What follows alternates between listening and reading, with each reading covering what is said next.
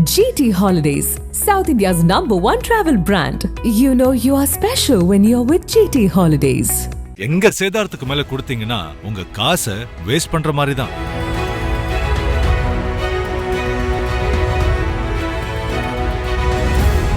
இன்னும் 5 மாதங்கள் தேர்தலுக்கு இருக்குது, சட்டமன்ற தேர்தலுக்கு. அதற்குள்ளே இங்கே ஆடுபுலி ஆட்டம் விஸ்வரூபம் எடுத்து போயிட்டுருக்கு. ஒவ்வொரு கட்சியிலையும் ஒவ்வொரு பிரச்சனை. குறிப்பாக கூட்டணிகள் இன்னமும் என்டிஏ கூட்டணி தேர்தல் களத்தில் ஒரு பயங்கரமான பரபரப்பான சூழலுக்கு மத்தியில் அட்டக்கத்தியோடு நின்றுட்டு இருக்கு. இன்னும் கூட்டணிகள் இங்கே உரு சேரலை. அதிமுக பாஜகவை தவிர பெரிய அளவிலான கூட்டணிகள் எதுவுமே வரல. நிறைய பேர் தயங்குறாங்க. அதில் நிறைய கணக்குகள் இப்போ மாறிட்டு இருக்கு. அமித்ஷாவினுடைய பெரிய பெரிய முடிவுகள் எல்லாமே தமிழ்நாட்டில் எடுபடுதா அப்படிங்கிற கேள்விகள் மீண்டும் எழுந்திருக்கு. செங்கோட்டையன் உள்ளிட்டோரை தாவேக்காவுக்கு அனுப்புனதே அமித்ஷா தான் அப்படின்னு ஒரு பார்வை இருக்கு. தாவேக்காவை தன்வசப்படுத்துறாரா அல்லது தாவேக்காவும் பாஜகவோட பீட்டிமா அப்படிங்கிற விமர்சனங்கள் விவாதங்கள்லாம் ஒரு பக்கம் போயிட்டு இருக்கு. இன்னொரு பக்கம் நான் வயிறு எறிஞ்சு சொல்றேன் அப்படின்னு மூத்தவர் ராமதாஸ் தன் மகனை நோக்கி விமர்சன கணைகளை வீசியிருக்காரு. அதற்கு காரணமும் பாஜக தான் அப்படின்னு சொல்லப்படுது. அதனுடைய பின்னணிகள் குறித்து விரிவா பேசிடலாம். Welcome to sensation.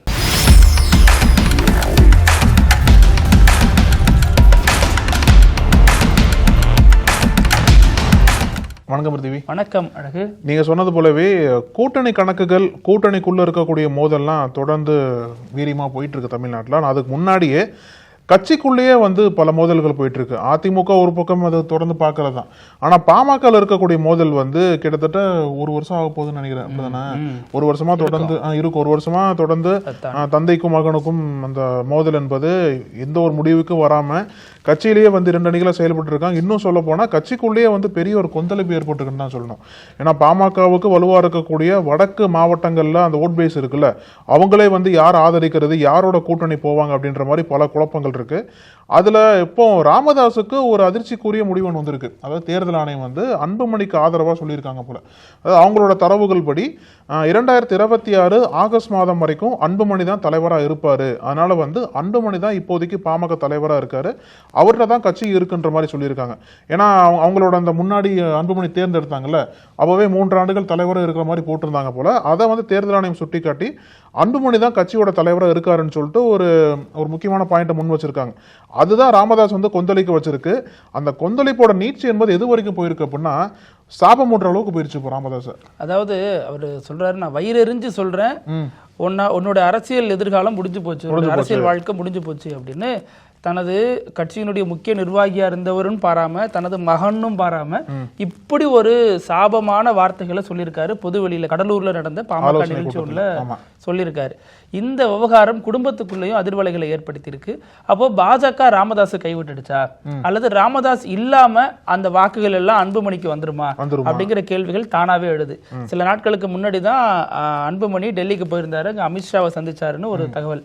அதை பற்றி அஃபீஷியலான தகவல்கள் வரலை அப்படின்னாலும் அது போய் சந்திப்பு நடந்தது உண்மைதான் அப்படிங்கிற மாதிரியான தகவல்கள் சொல்லப்பட்டுச்சு. அப்போவே இதெல்லாம் முடிவாகிடுச்சு அப்படின்னாங்க. ஆனாலும் அவங்களுக்கு ஒரு டவுட் இருந்திருக்கு. ராமதாஸை நம்பி நம்ம எப்படி போகிறது அல்லது அன்புமணியை நம்பி எப்படி போகிறது? 2 பேரையும் ஓரணியில் வந்தால் தானே அது முழுமையான வாக்குகளை நம்ம அறுவடை பண்ண முடியும். இப்போ என்னதான் இருந்தாலும் தமிழ்நாட்டில் பாமகவினுடைய முகம் அப்படின்னா அது ராமதாஸ் தான். இன்னமும் கடைக்கோடி கிராமங்கள்ல அவரே சொல்றாரு, நான் 45 வருஷத்துக்கு மேல கட்சியை நான் கட்டி காப்பாத்திருக்கேன், 96,000 கிராமத்துக்கு போயிருக்கேன். ஆனா எப்படி தேர்தல் ஆணையம் இப்படி ஒரு முடிவு எடுத்துச்சு, இது இந்த முடிவுகள் விரைவில் மாறக்கூடும், நாங்க நீதிமன்றத்தை நாட போறோம் அப்படின்னாலும் திரை மறைவில் இவருக்கு இருக்கிற இன்ஃப்ளூயன்ஸை யூஸ் பண்ணி, ஏன்னா பல மேடைகளில் பார்த்திருப்போம் பிரதமர் மோடி இவருக்கு கொடுக்கக்கூடிய முக்கியத்துவம் எந்த அளவுக்கு இருக்கும் அப்படின்னு. ஆனா அவரே கைவிட்டுட்டாரா அல்லது தேர்தல் ஆணையம் அதனுடைய வழக்கமான நடைமுறையாது அப்படிங்கிற கேள்வியும் கூடவே எழுது. இதுல இப்போ பாஜகவை ராமதாஸ் அணுக போகிறார். ஏன்னா சில தினங்களுக்கு முன்னாடி ஜி.கே. மணி கூட போய் டெல்லிக்கு போயிட்டு வந்தாரு, அமித்ஷா பார்த்தாருங்க தகவல் எல்லாம் பார்த்தோம். அந்த அடிப்படையில இது ஒரு சின்ன விளையாட்டு தான் அப்படிங்கிற விஷயமும் சொல்லுவோம். சின்ன விளையாட்டு அரசியலையே போரா இருக்கு, இதுல சின்ன விளையாட்டு அப்படின்னா எப்படி இதை கண்டுக்கிறது? இப்போ ராமதாஸ் என்ன சொல்றாரு அப்படின்னா, உயிர் மட்டும் தான் எடுக்கல, எல்லாத்தையும் எடுத்துட்டு போயிட்டாங்க, எல்லாத்தையும் பறிச்சுட்டு போயிட்டாங்க, உயிர் மட்டும் தான் விட்டுருக்காங்கன்ற மாதிரி, எங்கிட்ட உயிர் மட்டும் தான் இப்போதைக்கு இருக்கு, வேற எதுவுமே எங்கிட்ட இல்லைன்ற மாதிரி ஒரு ஆதங்கத்தோட பேசுறாரு. அது மட்டும் இல்லாம அன்புமணி தேர்தல் ஆணையத்தையே விலைக்கு வாங்கிட்டாரு, பணம் கொடுத்து விலைக்கு வாங்கிட்டாரு, அதனாலதான் தேர்தல் ஆணையமே அவருக்கு சப்போர்ட்டா நிக்கிறாங்க அப்படின்ற மாதிரி பல குற்றச்சாட்டுக்களை இப்ப புதுசா இருக்காரு.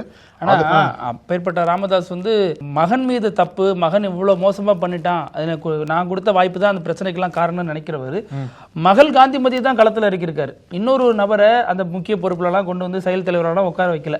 இதற்கிடையில எம்எல்ஏ அருள் போன்றவருடன் நடந்த சண்டைகள், பொது வெளியிலேயே அன்புமணி ராமதாஸ் ஆதரவாளர்கள் அப்படின்னு சொல்லக்கூடியவங்க அவர் வாகனத்துல அடிச்சு உடைச்சாங்க.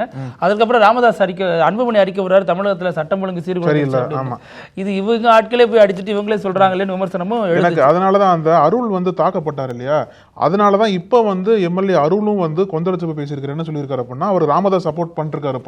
இப்ப வந்து அன்புமணியை கைது பண்ணணும், அதாவது ஒரு நிலத்தை அபகரிப்பாங்கல்ல அதே மாதிரி பணத்தை கொடுத்து கட்சியை அபகரிச்சிட்டாரு, கட்சியில் இருக்கக்கூடிய எல்லா உண்மையான தகவல்லாம் மறைச்சுதான் எல்லா அப்பட்டமான பொய் சொல்லி தான் அன்புமணி தேர்தல் ஆணையத்திட்ட வந்து அவரோட வாதத்தை வச்சிருக்காரு. அதனால வந்து கட்சியை ஃபுல்லா அன்புமணி அபகரிச்சிட்டார் அப்படின்ற மாதிரி அவரை கைது பண்ணணும், அதுக்கு அன்புமணிக்கு அகைன்ஸ்டா வழக்கெல்லாம் தொடரணும்னு சொல்லிட்டு இப்போ ராமதாஸோட சேர்ந்து அவரும் பேசியிருக்காரு. ஆனா எடப்பாடியோட பிளான் என்னவா இருக்கு அப்படின்னா, 2 பேரையும் எப்படியாச்சும் நம்ம என்டிஏக்குள்ள கூட்டு வந்துடணும், அதுதான் அந்த வாக்கு சிந்தாம சதராம முழுமையா என்டிஏக்கு கிடைக்கும் அப்படின்னு நம்புறாரு. ஆனா இன்னும் ஜான் பாண்டியன் கமிட் ஆக மாட்டேங்கிறாரு, கிருஷ்ணசாமி கமிட் ஆக மாட்டேங்கிறாரு, தேமுதிக கமிட் ஆக மாட்டேங்குது. ஒவ்வொருத்தவங்களுக்கும் ஒரு பிரச்சனை இருக்கு, ஒரு அஜெண்டா இருக்கு இந்த எலெக்ஷனை பொறுத்த வரைக்கும். ஏன்னா அவங்க இது வரைக்கும் நீங்க நல்லா கவனிச்சு பாத்தீங்கன்னா, பிரேமலதா விஜயகாந்தோ அன்புமணியோ அல்லது ஜான் பாண்டியனோ கிருஷ்ணசாமி இவங்க எல்லாமே பெரிய அளவுல விஜயை நோக்கி விமர்சனத்தை வச்சிருக்க மாட்டாங்க. அங்க ஒன்னும் இங்க ஒண்ணுமா விமர்சனம் இருக்கும் ஒழிஞ்சு பெரிய அளவுல வைக்கல. ஏன் அப்படின்னா அந்த விமர்சனத்தை நம்ம ரொம்ப வச்சுட்டோம்னா நம்ம அவங்களையும் பகச்சுக்கிட்டா பார்கெயின் பவர் குறைஞ்சிடும் ஆட்டோமேட்டிக்கா. இவங்க இன்னொரு இடம் எனக்கு இருக்குன்னு சொல்லி அதிமுக பார்கெயின் பண்ண முடியாது. சோ அந்த அடிப்படையில் இந்த பிரச்சனை பார்க்கப்படுது. இதுல இப்போ ஓபிஎஸ் வேற வந்து டிசம்பர் 15 வரைக்கும் கெடு கொடுத்திருக்காரு இல்லையா, ஆனா 10ஆம் தேதி என்னமோ நினைக்கிறேன் அதிமுக பொதுக்குழு கூடுது. அந்த அடிப்படையில இப்போ டிசம்பர் 15 வரைக்கும் ஏன் கொடுத்திருக்காருன்னா, பொதுக்குழுல எடப்பாடி பழனிசாமி முக்கியமான அறிவிப்புகளை வெளியிடுவாரு அப்படின்னு எதிர்பார்க்கிறாரு. செங்கோட்டையன் கெடு கொடுத்தாரு, அடுத்து எங்க போனான்னு எல்லாத்துக்கும் தெரியும். அந்த அடிப்படையில தான் ஓபிஎஸ் வந்து அந்த ஒரு காத்திருப்ப செய்யறாரு. ஒருவேளை எடப்பாடி பழனிசாமி இதுலயும் நம்மளை கை கழுவிட்டார் அப்படின்னா ஓகே இருக்கவே இருக்கு தனி கட்சி, நம்ம அதை நோக்கி பயணிச்சிடலாம் அப்படின்னு ஒரு திட்டத்துக்கு வந்திருக்கதா சொல்லுங்க. ஓபிஎஸ் இப்பே தனி கட்சி ஆரம்பிச்சிடலாம். பாஜகவை நம்பியே காத்திருந்து காலங்கள் வருடங்கள் போயிருச்சு. இது மேல கட்சி ஆரம்பிச்சாலும் ஒரு கெடுபடுமான்னு தெரியல. இப்போ இன்னொரு பார்வை என்ன வைக்கப்பட்டது அப்படின்னா, எப்படி அதிமுகவில் ஓபிஎஸ் வந்து தனித்து விடப்பட்டாரோ அதே மாதிரி பாமகவில் ராமதாஸ் தனித்து விடப்படுறாரோ அப்படின்ற சந்தேகம் இருக்கு. ஏன்னா தேர்தல் ஆணையத்தின் விதிகளின்படி அதிமுக எப்படி எடப்பாடி பழனிசாமி வசம் போச்சோ, ஏன்னா அவங்களோட இதுதான் ஃபேக்ட்ஸ் தானே பேசுவாங்க, யாரு பக்கம் நிர்வாகிகள் அதிகமாக இருக்காங்க, யாரு பக்கம் எம்எல்ஏக்கள் அதிகமாக இருக்காங்கன்ற மாதிரி தேர்தல் ஆணையம் முடிவு எடுப்பாங்க இல்லையா, அவங்க பக்கம் தான் கட்சி இருக்குன்ற மாதிரி சொல்லுவாங்க. அதே மாதிரி தான் எடப்பாடி பழனிசாமியிடம் அந்த கட்சி சின்னம்லாம் ஒப்படைக்கப்பட்டது. அதே மாதிரி தான் அன்புமணி சைடும் கட்சி வந்து இப்போ போய் ஒப்படைக்கப்பட்டிருக்கு. இதுல ஓபிஎஸ் எடப்பாடி ஒரே குடும்பத்தை சேர்ந்தவங்க இல்ல. ஆமா, ஆனா ராமதாஸ் அன்புமணியும் பெரிய இது. ஆமா, ஆனா அதனால நீண்ட நாளா அந்த பகையெல்லாம் ஒண்ணு நீடிக்காது. ஒண்ணு கட்சி எப்படி இருந்தாலும் கட்சியும் குடும்பத்துக்குள்ளதான் கண்ட்ரோல் இருக்க போது, அது விரைவில் முடிவுக்கு வரும் அல்லது தேர்தலை ஒட்டி முடிவு கொண்டு வரப்படும் அப்படின்னு சொல்றாங்க. இது இருக்கட்டும், வரைக்கும் இன்னொரு வாரிசு, இப்ப இன்னொரு வாரிசு, அதான் ராமதாஸ். ஆமா, இப்ப நம்ம ஓபிஎஸ் விவகாரத்துக்கு வந்தோம் அப்படின்னா, எடப்பாடி பழனிசாமி முக்கியமான அறிவிப்பு வெளியிடுறாரு, அல்லனா இவர் கட்சி தொடங்க போகிறாருங்கிற தகவல். டிசம்பர் 15ஆம் தேதி அதற்கான முடிவு நோக்கி ஓபிஎஸ் நகர்கிறார் அப்படின்னு மீண்டும் வழக்கம் போல அவரது ஆதரவாளர்கள் அவரை நம்புறாங்க. இப்போ கூட இன்னைக்கு கூட ஒரு கட்சி பேர் டிஃபரெண்டா ஒரு ட்ரெண்டிங்கா போயிட்டு இருக்கு, அந்த கட்சி அவரோட கட்சியா இருக்குமா அதுவும் சொல்லிட்டு தான் இருக்காங்க. ஆனா எல்லா கட்சியுமே பேர் சொல்றாங்களே ஒழிஞ்சு அதற்கான முஸ்தீப்புகள் எதுவும் பெரிய அளவுல நடக்கல. ஏன்னா ஏற்கனவே அம்மா எம்ஜிஆர் கழகமா அப்படின்னு ஒரு கழகம் வந்து அவர் பேர்ல அவர் ஆதரவாளர் வச்சிருந்தாரு. ஆனாலும் ஓபிஎஸ் வந்து தீவிரமான ஆர்வம் காட்டாதனால அது அப்படியே போடப்பட்டது. இப்போ அந்த பண்ருட்டி ராமச்சந்திரன் தான் பெரிய அளவுல ஃபோர்ஸ் பண்றாரு, போங்க தனி கட்சி தொடங்க, இன்னும் எத்தனை நாள் இப்படியே இருக்கிறது, இருக்கிற மரியாதை நமக்கு போயிடும், இருக்கிற ஒவ்வொருத்தங்களா வேற கட்சி மாறிட்டு இருக்காங்க அப்படின்னு சொல்லிட்டு ஒரு ஃபோர்ஸ் பண்றதுனால ஓபிஎஸ் இந்த முடிவுக்கு சரி வரலாம் அப்படின்னு மெதுவா ஆமை வேகத்துல வந்துட்டு இருக்காரு. ஆனா மிக விரைவில் அந்த முடிவு நோக்கி நகர்த்திடுவாங்க அப்படிங்கிறாங்க. ஏன்னா அவருக்கு இருக்கிற ஒரே நம்பிக்கை பீகார் எலெக்ஷன் தான். என்னதான் சிராக் பஸ்வானும் நிதிஷ்குமாரும் நேரெதிரா இருந்தாலும் ஒன்னு சேர்ந்ததன் மூலமா தான் என்டிஏ கூட்டணி அங்க பெரிய அளவுல வெற்றி பெற்றுச்சு. அங்க என்டிஏல வேற பேர் வச்சிருந்தாங்க. ஆனா அந்த கூட்டணியோட வெற்றிக்கு காரணம் நேரெதிரான இருவர்கள் ஒன்று சேர்ந்ததுனாலதான். அதே மாதிரி ஓபிஎஸ் இனிமே நம்ம அதிமுகக்குள்ள போக முடியல அப்படின்னா தனி கட்சி தொடங்கி பாஜகவோட போறோம், பாஜக நமக்கு இடம் தரும், நம்ம போட்டிடுவோம், அவங்க பாயிண்ட் ஆஃப் வியூல சமூக வாக்குகள் இந்த முக்குளத்தோட எதிர்க்காம அரவணைச்சுக்கிட்டாங்க, அதனால என்டிஏக்குள்ள கூட்டணி வரும் நம்புவாங்க அப்படின்னு அவர் நம்புறதாக சொல்லப்படுது. இந்த பீகார் ஃபார்முலா சொன்னீங்க இல்லையா, அதுல என்ன ஒரு பியூட்டி நடந்தது அப்படின்னா, சிராக் பஸ்வான் நிதிஷ்குமார் ஏத்துக்கிட்டார். நிதிஷ்குமாரை சிஎம் ஏத்துக்கிட்டார் சிராக் பாஸ்வான். ஆனா இங்க வந்து ஓபிஎஸ் எடப்பாடி ஏத்துக்குவாரா அப்படின்ற ஒரு சந்தேகம் எழுந்திருக்கு. ஏத்துக்கிட்டாதான் அவர் தனி கட்சி போக போறாரு. இது வரைக்கும் தனி கட்சி தொடங்கல. ஏன்னா அவரு எடப்பாடி பழனிசாமி ஏற்றுக்கொள்ளல. இப்ப தனி கட்சி போயிட்டார் அப்படின்னா அவர் அதிமுகவோட ஒருங்கிணைப்பாளர் ஏத்தனாலதான் போவார். டிடிவி தினகரன் அந்த முடிவு நோக்கி தானே நகர்ந்திருக்காரு. இப்ப அதனால டிடிவி தினகரனுக்கு ஒரு மனநிலை மாற்றம் இருக்கு. விஜய் கூட போலாமா, அவர் கூட போலாமா, அல்லது இன்னொரு அணி தொடங்கலாமா? ஏன்னா அவர் சொல்லிட்டு இருக்காரு 4வது அணி ஒண்ணு பேசிட்டு இருக்கோம் அப்படின்னு சொல்றாரு, தனி அணி பேசிட்டு இருக்கோம். சோ அமித்ஷாவோட பிளான் இங்க இது வரைக்கும் ஒர்க் அவுட் ஆன மாதிரி தெரியல. இப்ப அந்த மாதிரி தான் செங்கோட்டையனை வந்து அமித்ஷா சொல்லி தான் அங்க போனாரு. இப்ப விஜய் கட்சியில சேர்ந்திருக்காரு இல்லையா, அமித்ஷா சொல்லி தான் போனாரு. அங்க போயிட்டு தாவேக்காவை கைப்பற்றுறது தான் இவரோட திட்டம் அப்படின்னு ஒரு மாதிரியா சொல்றாங்க. இன்னொரு இடத்துல என்ன சொல்றாங்கன்னா எடப்பாடியை வீழ்த்துறதுக்கு தான் அங்க போயிருக்காரு அப்படின்னு 2 விதமான அஜெண்டா இதுல பேசப்படுது. இப்போ செங்கோட்டையனுக்கு வந்து அதிமுக வாக்குகளும் வேணும், இளைஞர்கள் தாவேக்க வாக்குகள் வேணும்னு சொல்லிட்டு தான் பேனர்ல வந்து விஜய் போட்டோ வச்சிருக்காரு, ஜெயலலிதா போட்டோ, எம்ஜிஆர் போட்டோ வச்சிருக்காரு. அது இப்ப விஜய் வந்து 2 தலைவர்கள் ஏத்துக்கிறாரா? எனக்கு புரியல. ஜெயலலிதா விஜய் ஏத்துக்கிறாரா?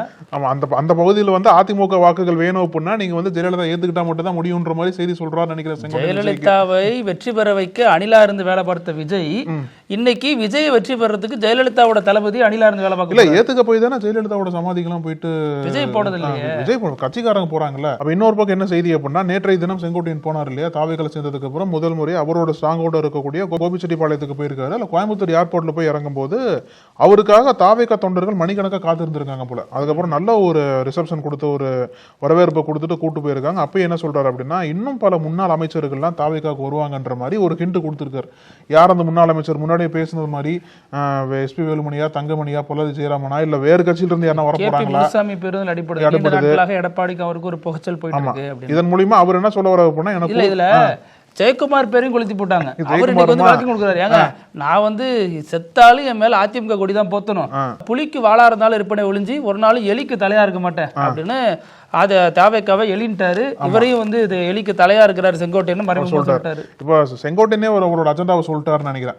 என்னோட அஜெண்டா வந்து இப்போதைக்கு முக்கியமான தலைவர்களை வந்து கட்சிக்குள்ள கொண்டு வர்றதா. ஆனா அவராவே சொல்லியிருக்காருல முன்னாள் தலைவர் வராங்கன்னு சொல்லிட்டு. அதனால அவரோட அஜெண்டா இப்போதைக்கு தெளிவா தெரியுது. ஆனால் அதை நோக்கி செயல்படுவாருன்னு சொல்றாங்க. இல்ல முக்கியமான தலைவர்களை கொண்டு வரது இருக்கட்டும், முதல்ல இவர் சத்யபாமாவை தாண்டி வேற யாரா இருந்தாலும் லிஸ்ட் கொடுக்கணும். ஏன்னா இவர் வந்திருக்காரு ஒளிஞ்சு. செங்கோட்டையன் பொறுத்த வரைக்கும் என்னங்க ஏரியால பெரிய செல்வாக்கு இருக்குன்னு சொல்லுவாங்களே ஒளிஞ்சு எல்லாருக்கும் தெரிந்த ஒரு முகம் செங்கோட்டையன். அதுதான் கள நிலவரம். அதை தாண்டி இவர் பின்னாடி அங்க திரண்ட ஒரு எம்எல்ஏ எடப்பாடிக்கு எதிராக ஒரு புரட்சி செய்யும் பொழுது இவர் பின்னாடி திரண்ட ஒரு எம்எல்ஏ கூட பின்னால இருந்து எடப்பாடி பக்கம் போய் சேர்ந்துட்டாரு. நிர்வாகிகள் யார் யார் வந்தாங்க அப்படிங்கறதான மேட்ரு. பெரிய அளவுல நிர்வாகிகளை இவரால் கொண்டு வர முடியல. அப்புறம் தலைவர்களை போய் எங்க இருந்து புள்ள பொன்னியத்தில் வந்து தாவேக்களை சேர்க்க போறாரு. ஏன்னா ஏன் தெளிவா தெரியும் சீட்டு கிடைக்காது அப்படின்ட்டு. அதிமுக இருக்கணும் அப்படின்னா சீட்டு கொடுக்க மாட்டாங்க, எதிர்த்து சீட்டு கொடுக்க மாட்டாங்க. அதனால எடப்பாடி பழனிசாமி ஆதரவு எல்லாம் போயிட்டாங்க. அதனால அவர் சொல்லியிருக்காரு தேர்தல் இருக்கிற சமயத்துல யார செங்கோட்டையன் கூட்டு வராரு, எப்படி வந்து அதிர்ச்சி கொடுக்குறாருன்னு பார்க்கலாம். நம்ம இதுல பொதுவா பாத்தீங்கன்னா ஆபரேஷன் எடப்பாடி தான். யாரு திமுக எடப்பாடிக்கு எதிராக சில வேலைகள் செய்யறாங்க, தாவேக்கா அவர் கூட வச்சுக்கிட்டே எடப்பாடியை முடிக்கிறாங்க. விமர்சிக்காமலே எடப்பாடியோட இடத்த வரணும்னு நினைச்சு அவர் பண்ணிட்டு இருக்காரு. பாஜக கூட இருந்துகிட்டே குழி பிடிக்கிறாங்க. இப்படிங்கிறது தான் பொதுவான அரசியல் விமர்சனமா இருக்கு. இது எல்லாத்தையும் தாண்டி எடப்பாடி எப்படி வரப்போகிறார், இதுல போதா குறைக்கு சசிகலா, ஓபிஎஸ், டிடிவி இன்னும் வெளில இருக்காங்க. கூட்டணி பிரச்சனை இருக்கு, கட்சி உள்ள இருக்கு. எஸ்பி வேலுமணில இருந்து தங்கமணில இருந்து கேபி முனுசாமில இருந்து பல வகையில அவரோட முரண்படுறாங்க. இப்படின்னு நிறைய பிரச்சனைகள் இந்த எலெக்ஷன்ல எடப்பாடிக்கு சுத்தி இருக்கு. இதெல்லாம் எப்படி ஃபேஸ் பண்ணி தாண்டி வர போகிறார் அப்படிங்கறது அதுல மெயினான மேட்டரா இருக்கு. ஆபரேஷன் எடப்பாடி அப்படிங்கறத எல்லாரும் செய்யக்கூடிய ஒரே ஆபரேஷனா இருக்கு. ஆமா, இதுல எப்படி ஏக்நாத் சிண்டேக்கு எப்படி பாஜக பண்ணாங்களோ அதே மாதிரி தான் எடப்பாடி பழனிசாமிக்கு நிலை ஏற்படும்ன்ற ஒரு கவலை வந்து எல்லாரும் தெரிவிக்கிறாங்க. அந்த அளவுக்கு அதிமுக போயிடக்கூடாதுன்ற ஒரு கருத்து நிலவுது தமிழ்நாட்டில். ஆனா இது எல்லாருக்கும் தெரியும் இந்த விஷயம், எடப்பாடிக்கு தெரியுமான்னு தான் தெரியல. அவர் சுத்தி உள்ள வேலை நடந்துட்டு இருக்காங்க அப்படிங்கிறது. ஆமா, இப்போ நம்ம வந்து நிறைய செய்திகள் நம்மளுடைய வினோத செய்திகள்ல பேசியிருக்கோம் இல்லையா. அந்த ஒரு கிராமத்துல எப்படி சிறுத்தைகளோட அட்டூழியம் இருக்கு, மக்கள் வந்து முள்ளா கழுத்தை சுத்தி போட்டிருக்காங்க அப்படின்னு. அதே மாதிரி உத்தரப்பிரதேசம் பக்ரேஜ் அப்படிங்கிற ஒரு ஏரியாவிலையும் சிறுத்தையோட டார்ச்சர் ரொம்ப ஓவரா இருந்திருக்கு. இஷ்டத்துக்கு வர்றது, இஷ்டத்துக்கு போறது, இஷ்டத்துக்கு டார்ச்சர் பண்றதுன்னு. சிறுத்தை காட்டுக்குள்ள தானே இருக்கும், ரோட்ல என்ன பண்ற அப்படின்னு நிறைய பிரச்சனைகள் போயிட்டு இருந்திருக்கு. இதை ஒட்டி என்ன பண்ணிருக்காங்க வனத்துறை அதிகாரிகள், சிறுத்தையை பிடிக்கிறதுக்கு கூண்டு அமைச்சு அதுக்குள்ள கரியெல்லாம் வச்சு செட் பண்ணிருக்காங்க.